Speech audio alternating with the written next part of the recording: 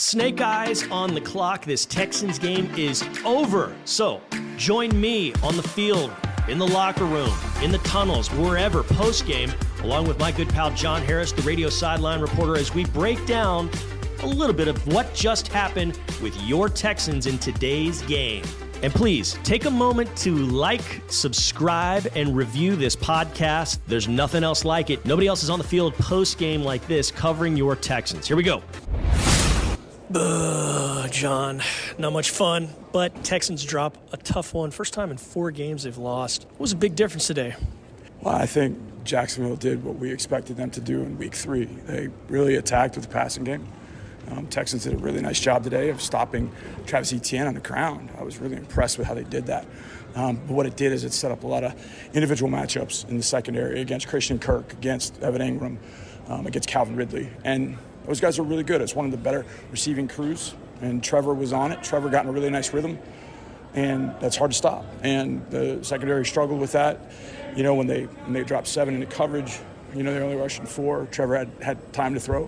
When they blitzed, guys got open real quick, and Trevor was able to get it to him quickly, and I thought that was the biggest difference in the game. Saw some shuffling around on the offensive line. How much did Titus Howard's absence affect this one, you think? I think it was a little bit, but I actually thought Juice did a pretty good job, to be honest.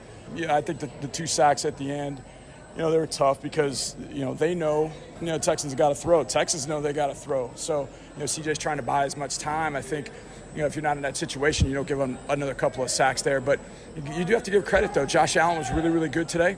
Trayvon Walker was tough inside, and so they did a really good job of getting that pressure at CJ's feet to make him do something, to move him up in the pocket, move him out of the pocket, make him do something. He very rarely was able to throw from the pocket where he wanted to be. But I don't know if that had anything to do with Titus going out or Juice going in. I feel like Juice did a pretty good job, did a decent job in the run game, but just too many mistakes overall, you know, especially defensively. I mean, there was, you know, 2 drives where there were 3, you know, pass interference or holding penalties on those particular, you know, drives that ended up, you know, Jacksonville going in and scoring. But, you know, I give this team credit. Down 10, 8 minutes left in the game, and they go down, score a touchdown, get a stop, get the ball back with 3 minutes left, and, you know, got an opportunity to go kick a field goal, and Matt hit a bomb. I mean, I'm standing around the uprights, and I said to Mark, I think he made it, but he just, you know, came up short. And the thing is a couple inches the other way, maybe gets the bounce of the ball, to turn the ball to kick that way, but instead a couple inches the other way, and it kicks the other way. So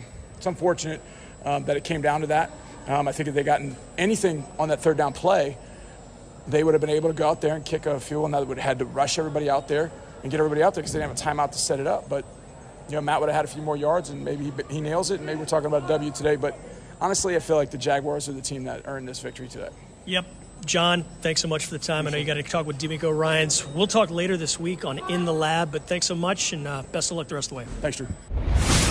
Wide receiver Nico Collins, a bright spot on Sunday. 7 receptions for 104 yards and a touchdown. I had a chance to go one-on-one with him briefly in the locker room after.